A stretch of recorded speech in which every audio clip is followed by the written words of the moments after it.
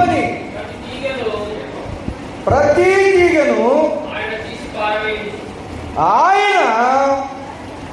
తీసి పారవేయును. ఫలించు ప్రతి తీగ మరి ఎక్కువగా ఫలింపవలెనని దానిలోని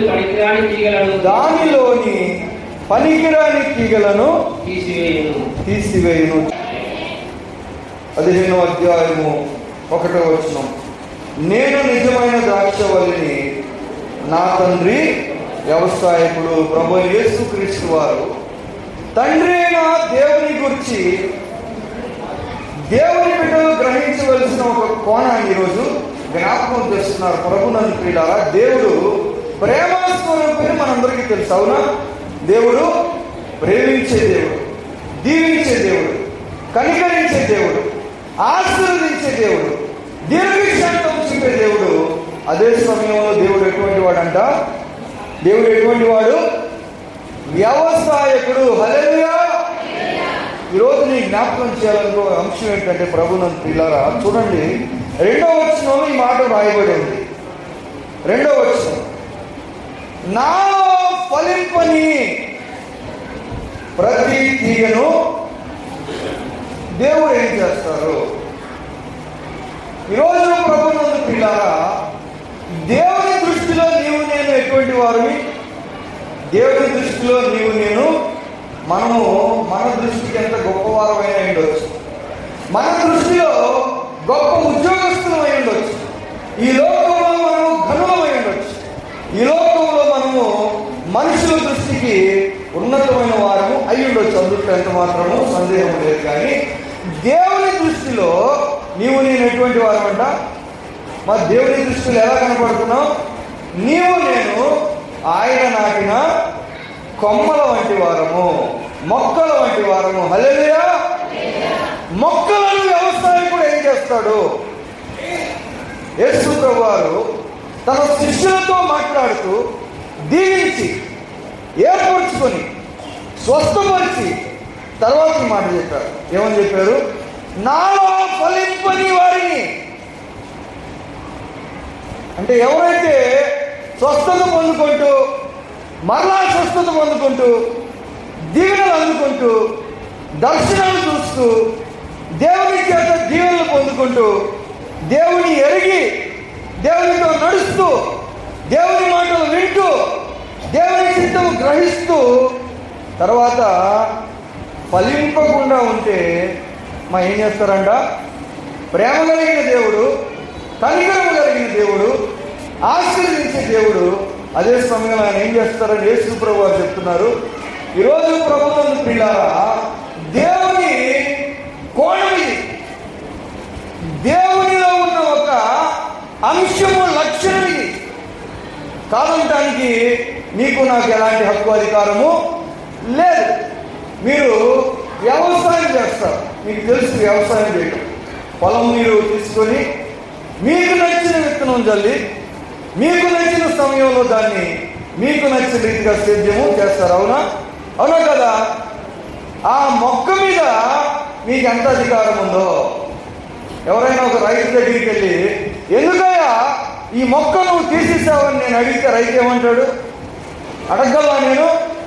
పొలం అయింది, మొక్క అయింది, వ్యవసాయం అయింది, అధికారం అయింది. ఆయన దగ్గరికి నేను వెళ్ళి నీ పొలంలో ఈ మొక్కని నీవు ఇలా ఎందుకు చేసావని అడిగే హక్కు వేరే వారికి ఉంటుందా? ఉంటుందా? ఈరోజు యేసుక్రీస్తు వారు జ్ఞాపకం చేస్తున్నారు. ప్రభునందు ప్రియులారా, నాలో ఫలించకుండా అలాగే కొనసాగుతూ ఉంటే, అంటే కొంతమంది దేవుణ్ణి దగ్గరికి వచ్చి తర్వాత దేవుడు చేయమన్న పనిని చేయకుండా ఆలస్యం చేస్తుంటారు. ప్రభునందు పిల్లలు, మీ గురించి చెప్పట్లేదు.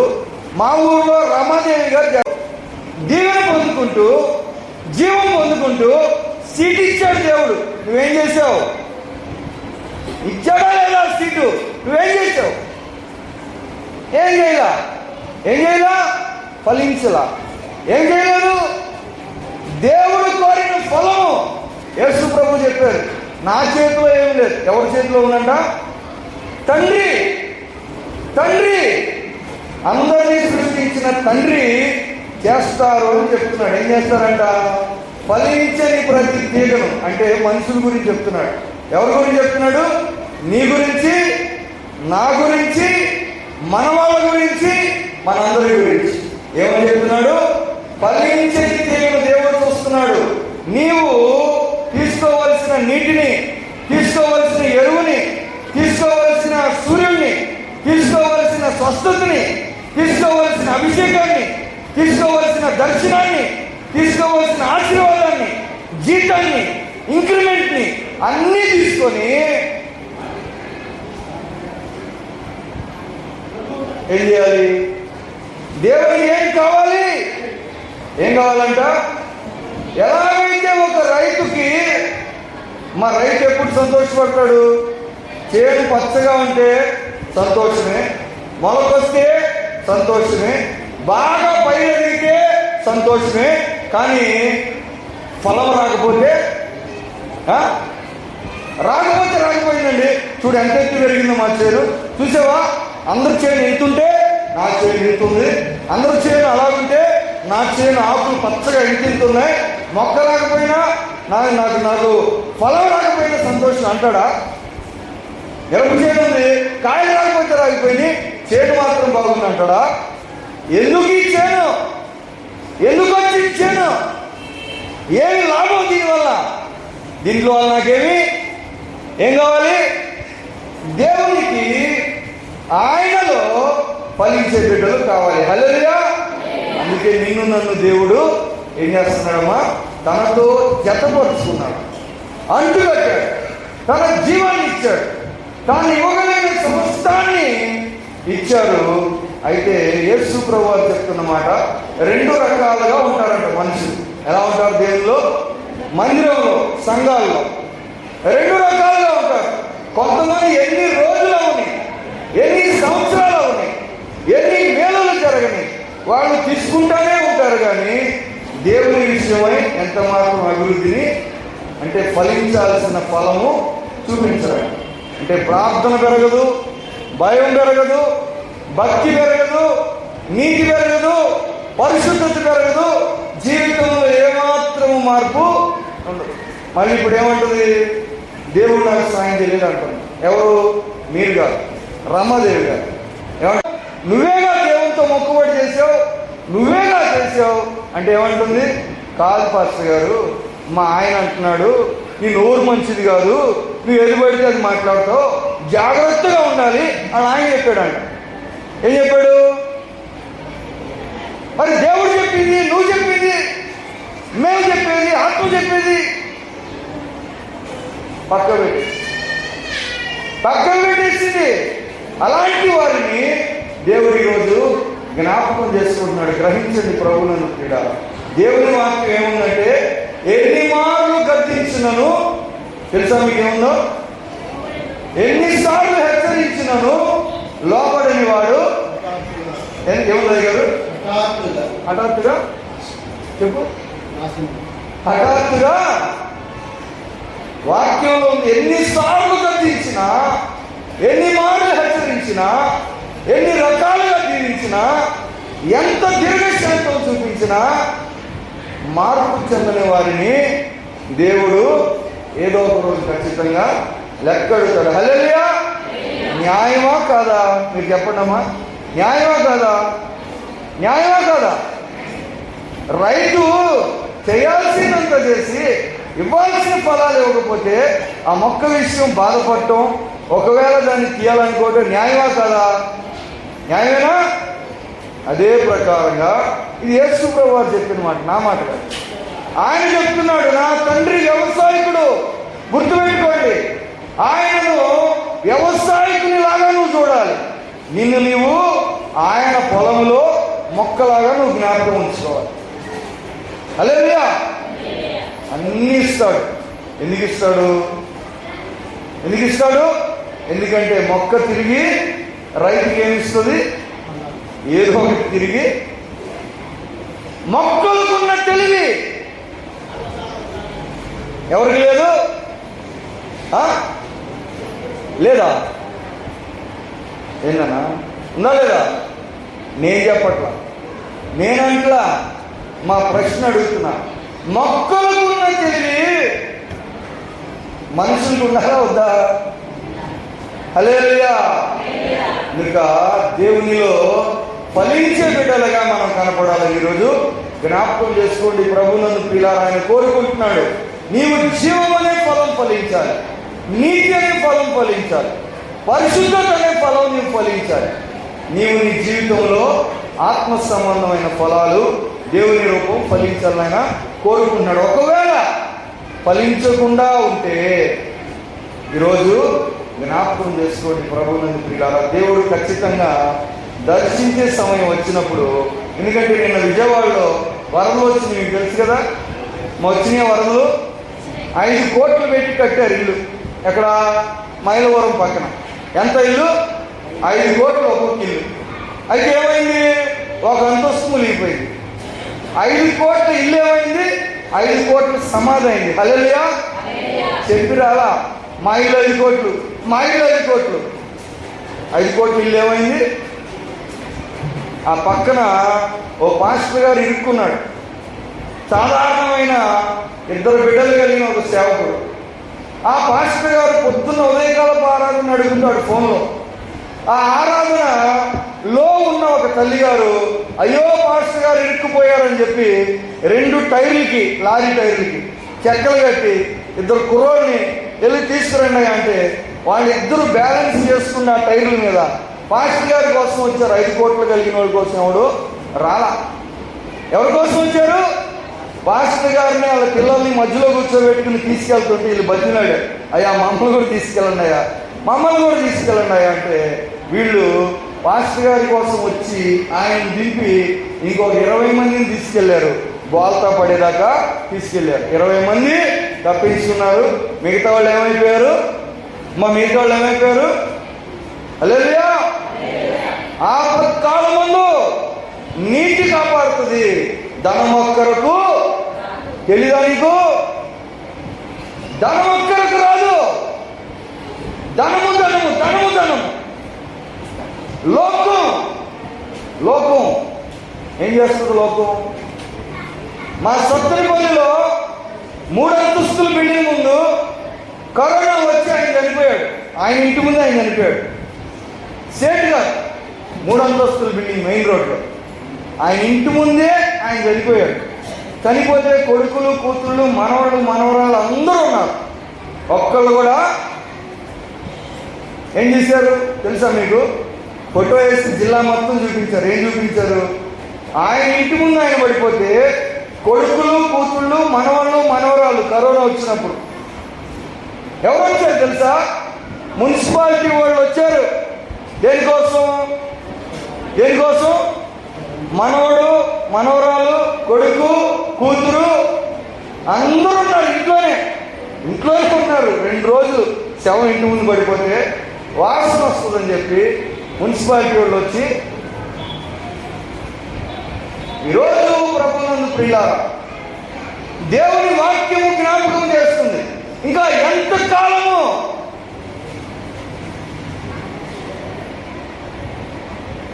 తెలియకపోతే తప్పు లేదు. తెలియదు కాబట్టి తప్పు మోపడానికి లేదు. తెలిసి తప్పు చేస్తుంటే వాళ్ళని ఏమనాలి? ఏమనాలి తెలుసా? ఇక్కడ ఏముంది? పీకి వేయవలసిన మొక్క. ఎవరు చెప్తున్నారు? నీకు ఇవ్వాల్సిందంతా ఇచ్చి, ప్రతి అవకాశం నీకు ఇచ్చి, నీకోసం దేవుడు ఎదురు చూసుకుంటే నీవు ఇంకా ఇంకా ఇంకా ఇంకా లోకం, ధనం, చదువు, ఉద్యోగాలు, వ్యాపారం.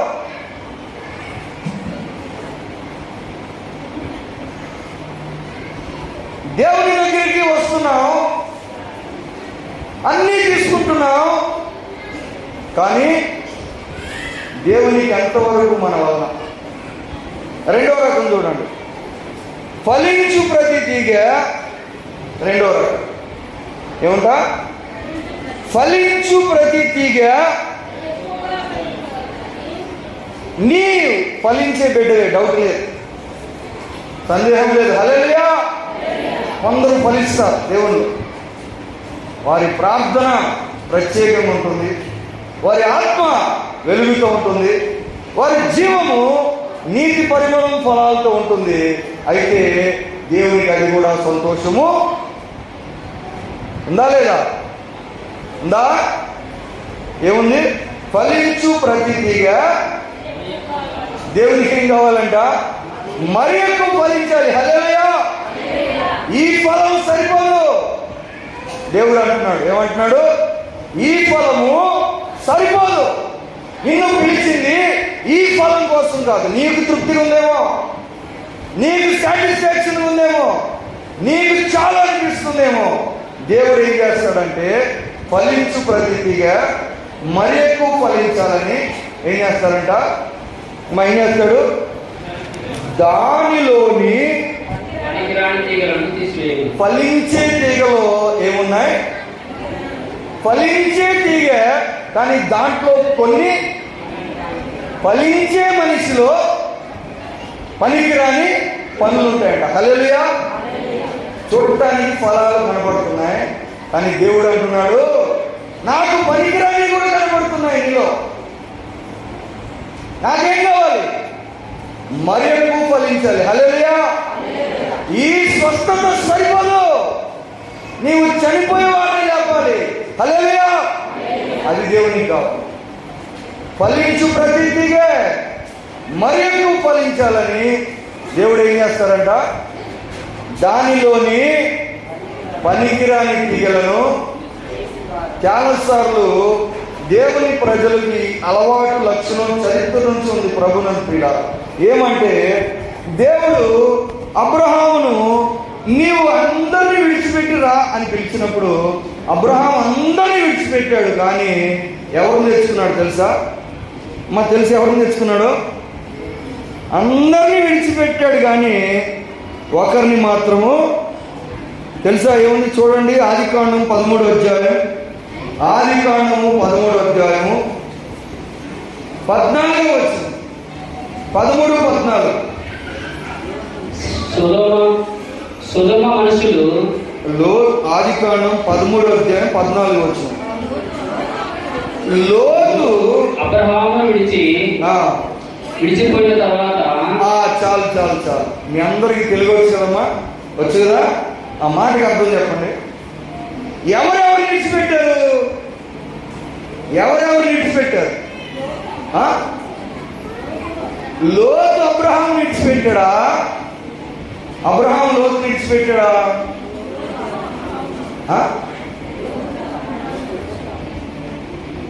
అబ్రహాం లోతు విడిచిపెట్టాడా? లోతు అబ్రహాం విడిచిపెట్టాడా? అసలు అందరినీ విడిచిపెట్టమని దేవుడు అబ్రహాంతో చెప్పాడా? లోతుతో చెప్పాడా? అబ్రహాంతో కదా చెప్పింది. అబ్రహాం కదా విడిచిపెట్టాలి, కానీ అబ్రహాం ఏం చేశాడు? అన్నీ విన్నాడు, అన్నిట్లో లోపడతాడు, అన్ని విషయాలు దేవుని చిత్తం అంటాడు. ఈ ఒక్కటి మాత్రం, లోతు విషయం మాత్రం, ఎందుకంటే ఆయనకి పిల్లలు లేరు కాబట్టి పిల్లల మీద ప్రేమ అనుకుంటా లోతును చిన్నప్పటి నుంచి ఎత్తుకొని పెంచుంటాడు. ఏం కారణమో తెలియదు, కానీ అందరినీ విడిచిపెట్టిరా అని దేవుడు చెప్తే అందరినీ విడిచిపెట్టాడు. లోతుందా? అబ్రహాములో ఫలించని తీగ ఎవరంటే లోతు. హల్లెలూయా. ఈ మాట బైబిల్ చెప్తుంది. ఎందుకంటే లోతు అబ్రహామును విడిచిపోయిన తరువాత చదవండి ఏం జరిగింది?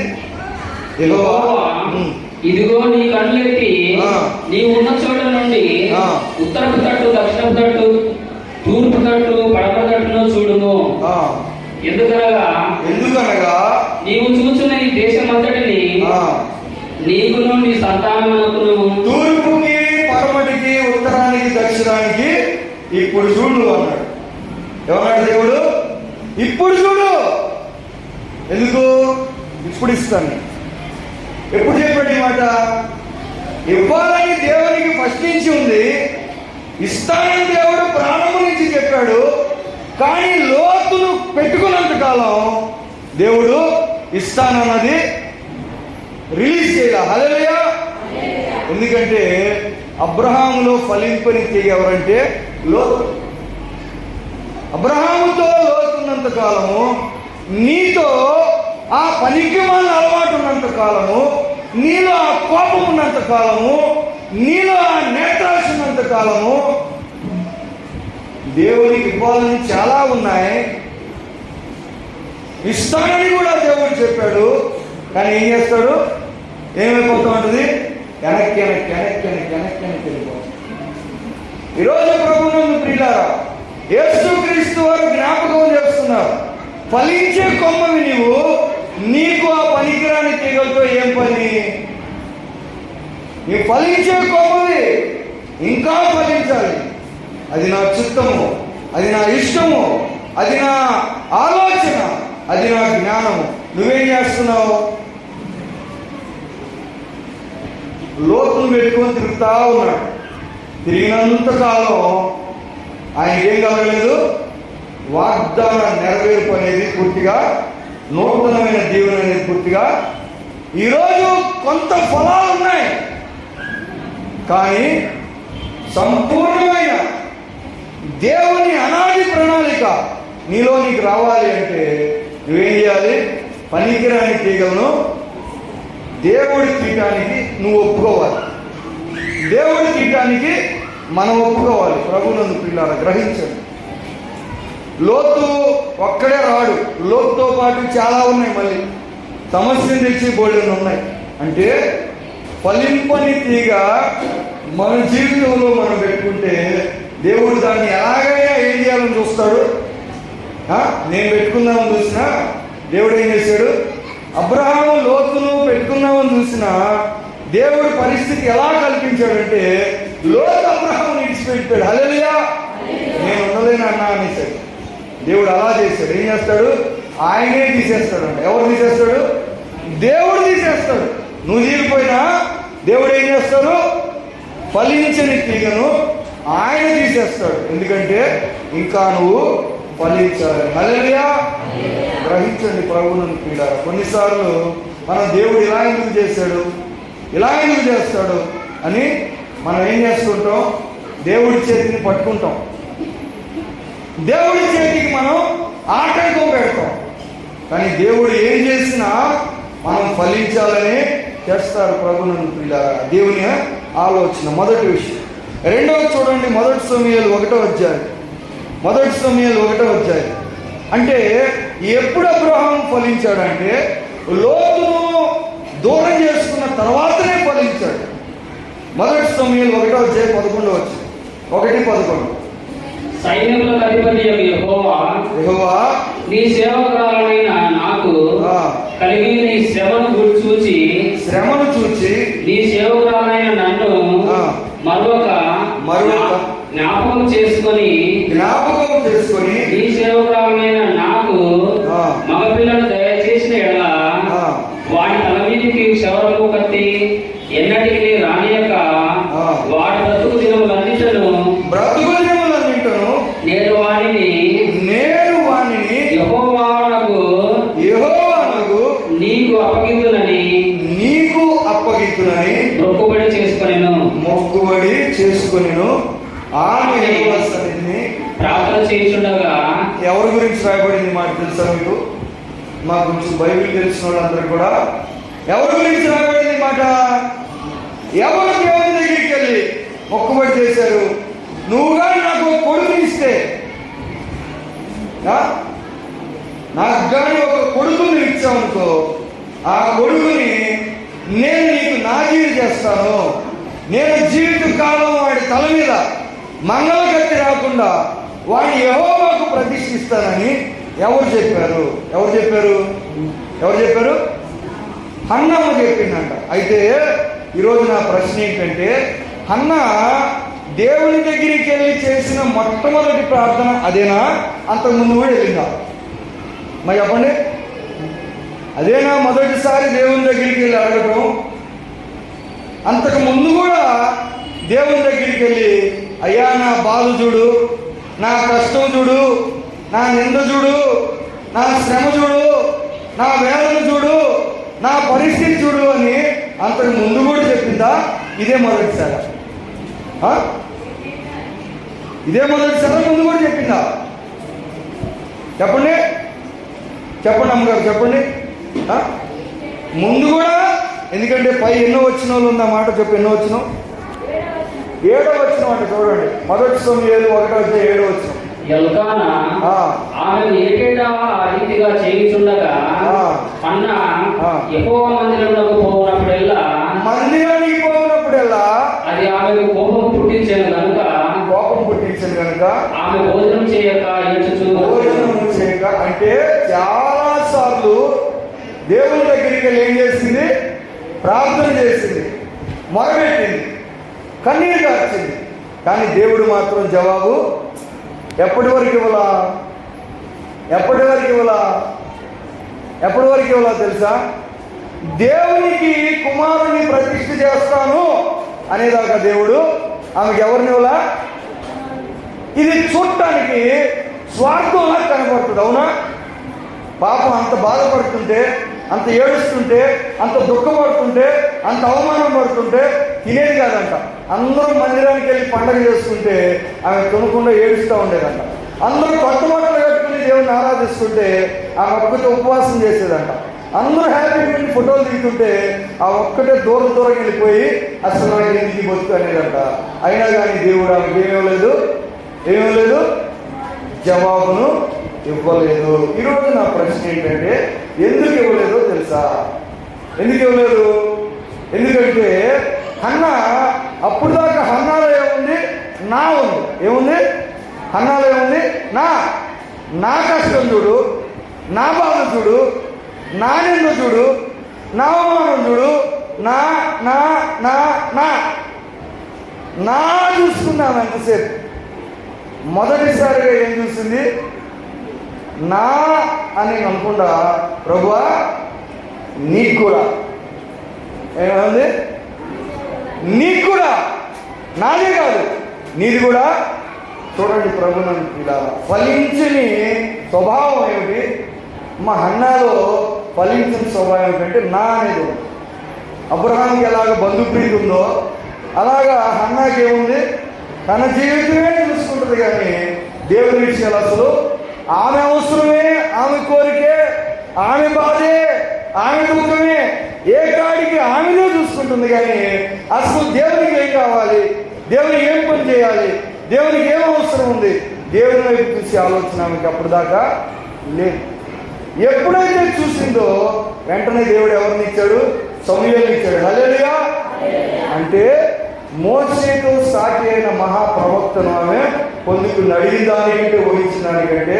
ఎందుకంటే ఆ కుటుంబం మీద ఒక శాపం ఉందమ్మ, గ్రహించండి. ఇది చూడటానికి దేవుని స్వార్థంలాగా అనిపించవచ్చు.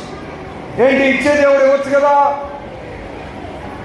మళ్ళీ ఆయనకి ఇస్తాననేదాకా, మొక్కుబడి చేసేదాకా, నేను దేవునికి ఏదైనా ఇస్తాననేదాకా, దేవుడు నాకు ఏదైనా ఇవ్వకపోతే అది వ్యాపారం లాగాను, అది దేవుని స్వార్థం లాగాను, అది అన్యాయం లాగాను, అది చేయకూడని పనిలా కనపడుతుంది. అవునా? కనపడుతుందా లేదా?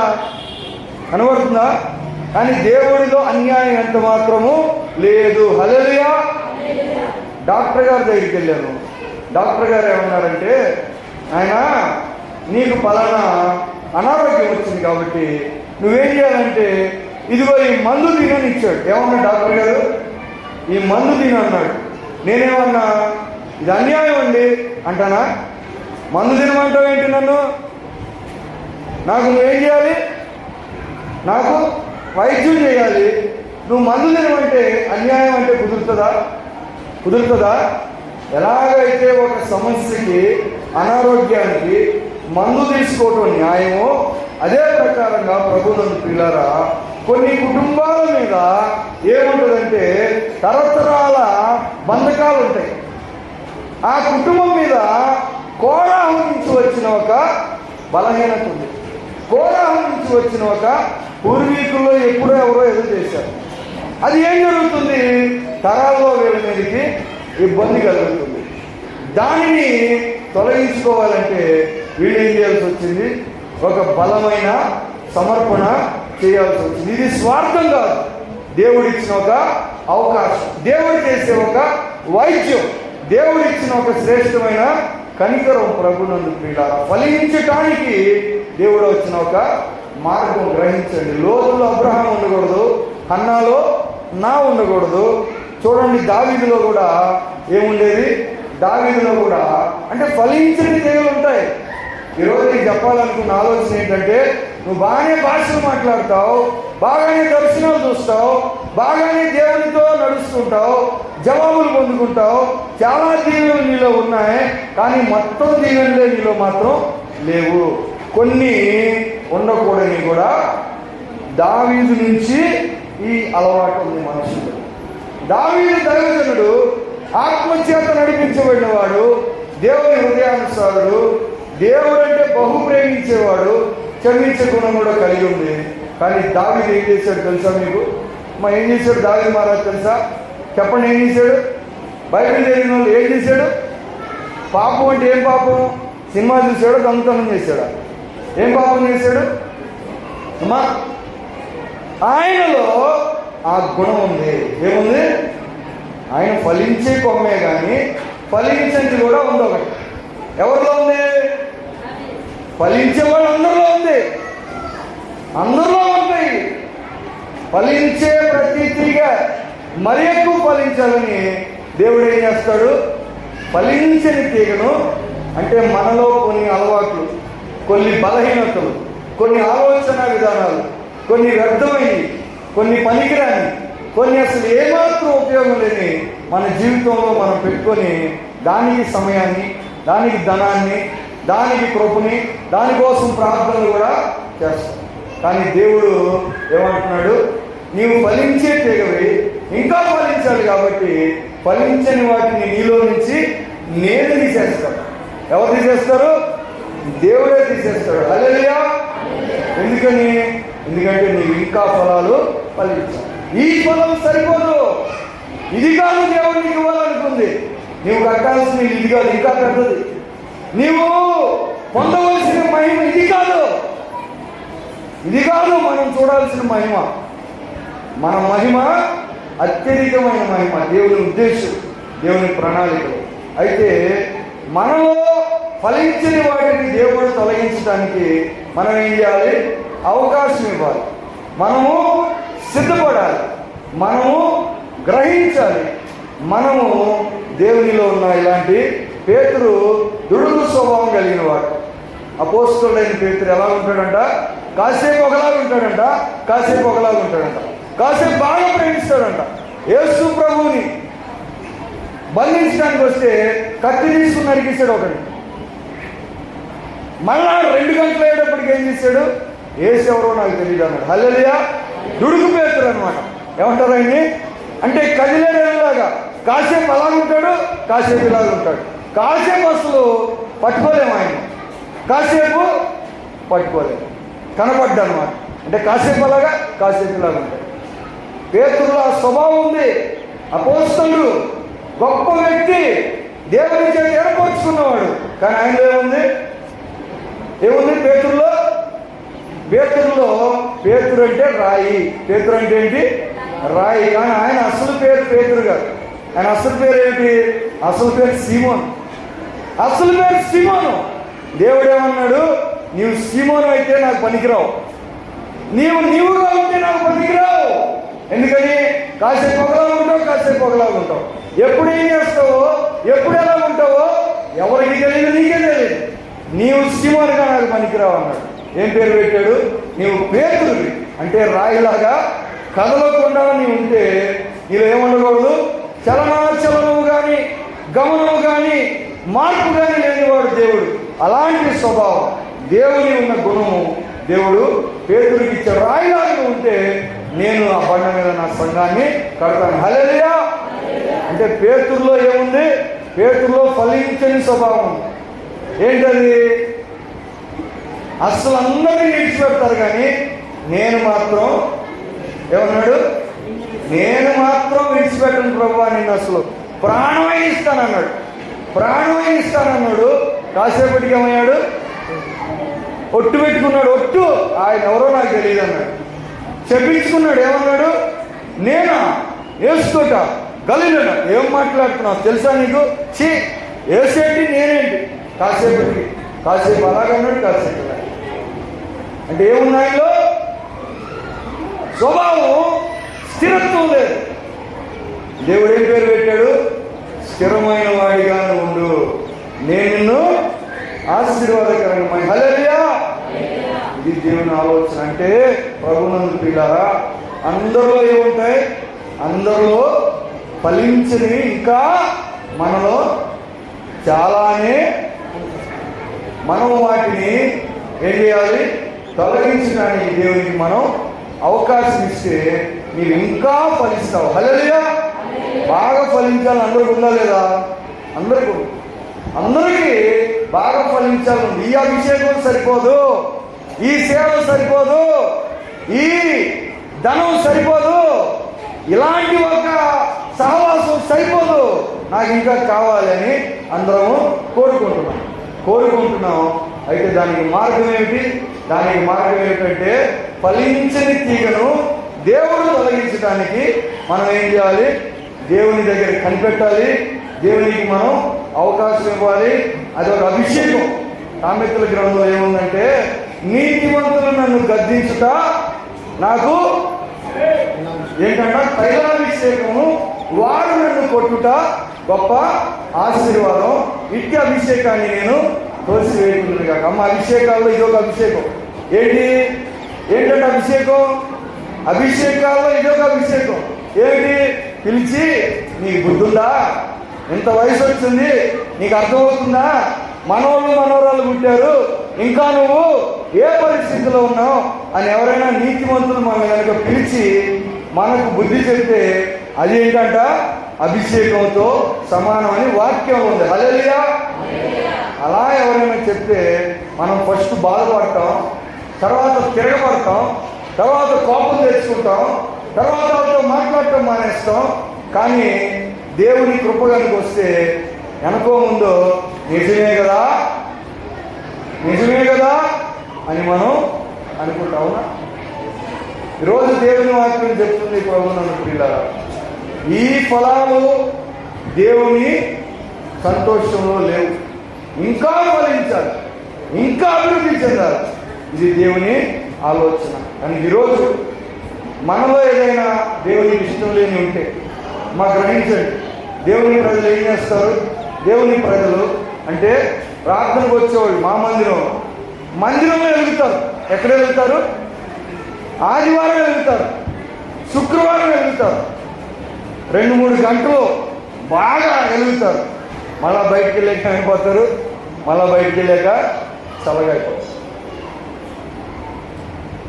దేవుని ప్రజలకున్న ఒక అలవాటు అంటే ఫలించిన ఇంకా మనం కొన్ని మనలో పెట్టుకొని దేవుడు ఇంకా దీవించాలని ఆశ కలిగాను.